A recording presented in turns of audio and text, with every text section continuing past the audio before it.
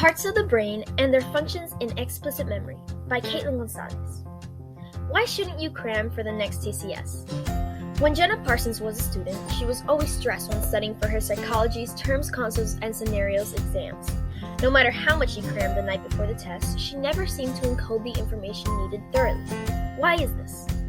When explicit memory is in play, the brain has many different tasks that need to occur. Today, we will cover the main parts of the brain and their functions in explicit memory. So, there are two main types of memories, explicit and implicit memories. Explicit memories include facts, general knowledge, and experiences that must be consciously processed, often by means of intentional retrieval. An example of this would be Jenna Parsons remembering a vocabulary term and its definition after studying for her exam with flashcards. Implicit memory, however, does not require the conscious recollection of past events or information, and the individual is unaware that remembering has occurred. These are non-declarative memories, and are typically skills that are performed automatically without conscious effort. An example of this is automatically knowing how to ride a bike without consciously thinking of the steps. Again, in today's video, we will focus on the parts of the brain that work together to help with explicit or declarative memory. When one summons memories of past experiences, inputs are sent to the prefrontal cortex for working memory processing. The prefrontal cortex is the forwardmost part of your frontal lobes.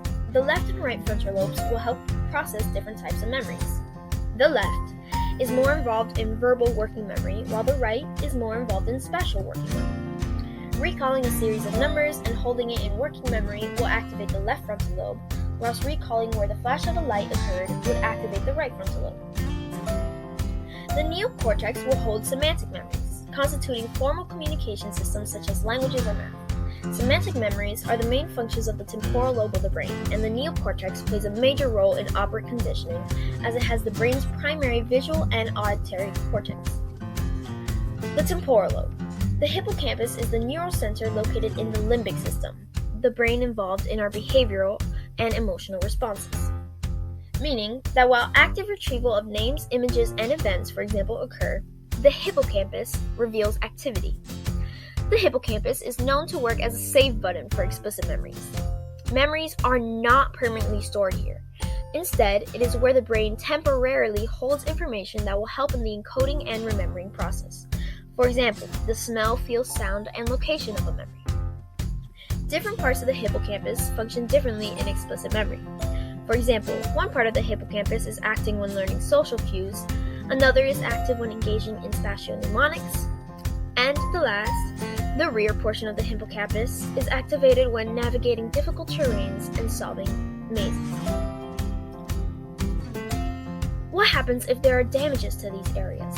Damage to the hippocampus would disrupt the encoding and recall of such explicit memories. With left hippocampus damage, people are more likely to struggle remembering and recalling verbal information, and with right hippocampus damage, people will struggle remembering visual designs and locations. Memory consolidation.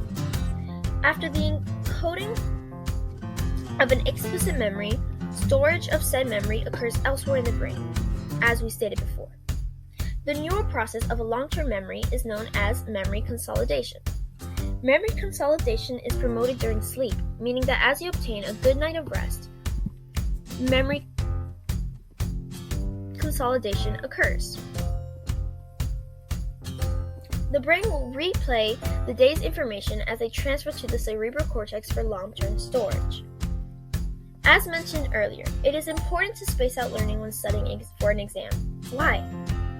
When our learning is distributed for days, it gives our brain more time to encode each memory. Our right and left frontal lobes would not have to overwork in order to process the overload of verbal and working memory cues. We do not overload our hippocampus, and we experience more sleep-induced memory consolidation.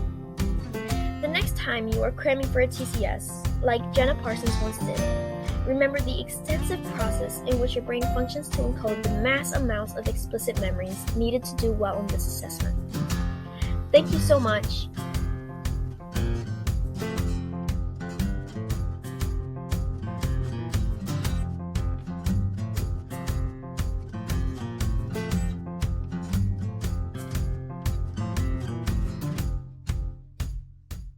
Created using Powtoon.